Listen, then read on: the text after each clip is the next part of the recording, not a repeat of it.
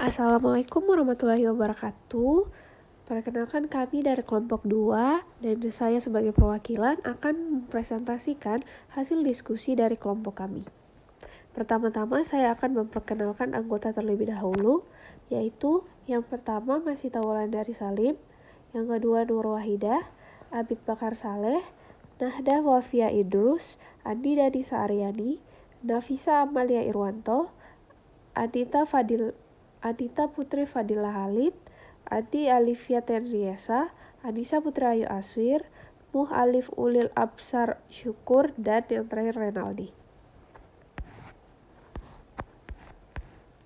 Analisis kasus. Kasus yang pertama, masih banyak perilaku warga negara, khususnya aparatur negara yang belum baik dan terpuji. Terbukti masih ada praktik KKN, praktik suap, perilaku premanisme, dan perilaku lain yang tidak terpuji. Praktik KKN dan suap masih dapat terjadi selama sistem kerja suatu instansi belum memadai sebagai kontrol dalam mendeteksi terjadinya fraud. Sehingga praktek-praktek fraud, KKN, dan tindakan tidak terpuji lainnya dapat terjadi. Di samping itu juga, karena hukuman yang diberikan tidak memberikan efek jera kepada pelaku, serta premanisme dapat terjadi karena adanya oknum yang berkepentingan terhadap premanisme tersebut yang dapat digunakan dalam melancarkan setiap urusan yang akan dijalankan oleh pihak tersebut. Selain itu, faktor pendidikan yang tidak merata sehingga pendidikan tidak dapat dijangkau oleh semua lapisan masyarakat. Beralih ke kasus kedua, yaitu masih ada potensi konflik dan kekerasan sosial yang bermuatan sara, tawuran, pelanggaran HAM, dan sikap etnisentris. Kasus yang akan kami bahas yaitu ledakan bom di Gereja Katedral Makassar. Dampak yang ditimbulkan dari peristiwa ini akan sangat membebani psikis masyarakat Indonesia yang hendak menjalankan praktik ibadah mereka di tempat ibadah. Peristiwa ini juga akan sangat memungkinkan menimbulkan konflik sara di antara umat beragama yang ada di Indonesia dan akan meruntuhkan nilai toleransi yang sejak lama tertanam pada budi luhur warga negara Indonesia, sehingga peristiwa ini akan sangat krusial jika tidak ditindak secara serius. Penyebab tidak dapat dipungkiri bahwa peristiwa terorisme terjadi akibat doktrinisasi yang salah pada nilai-nilai agama yang diajarkan oleh oknum-oknum radikal.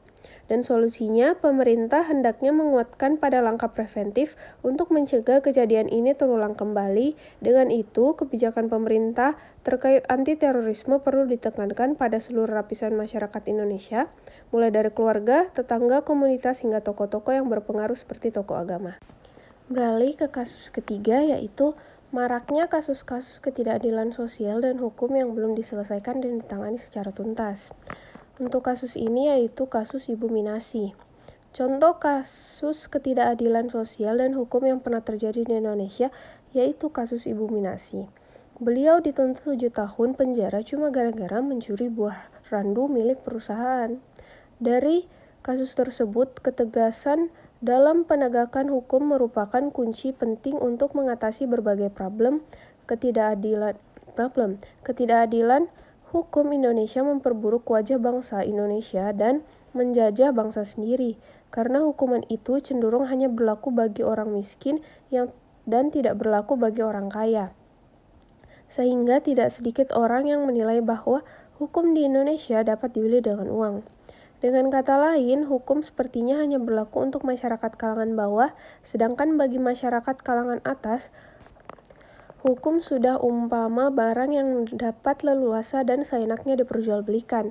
Melemahnya pengamalan nilai-nilai Pancasila di masyarakat, khususnya sila kelima yaitu keadilan sosial bagi seluruh rakyat Indonesia. Bahwa sepertinya seluruh masyarakat tanpa mengenal suku, ras, atau agama berhak mendapatkan perlakuan yang adil di berbagai aspek, termasuk hukum, ekonomi, politik, dan lain sebagainya. Cara menghadapi ketidakadilan hukum dan sosial yaitu salah satunya melalui penguatan moral dalam dan nilai-nilai Pancasila untuk menanamkan kesadaran dan pemahaman masyarakat akan pentingnya substansi dari setiap sila yang terdapat pada dasar negara Indonesia ini.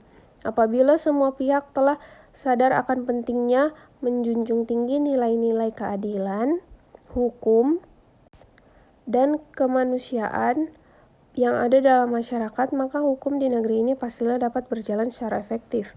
Upaya lainnya yang bisa dilakukan yakni dengan penguatan nilai-nilai demokrasi dan adanya tindakan tegas dari pemerintah atas segala penyelewengan hukum, sehingga masyarakat dapat menyalurkan segala aspirasi dan pendapatnya tentang penegakan hukum di Indonesia dengan bebas, tanpa adanya perasaan takut akan dituntut atau diserang oleh pihak-pihak tertentu. Sekian presentasi kelompok kami dari kelompok 2. Wassalamualaikum warahmatullahi wabarakatuh.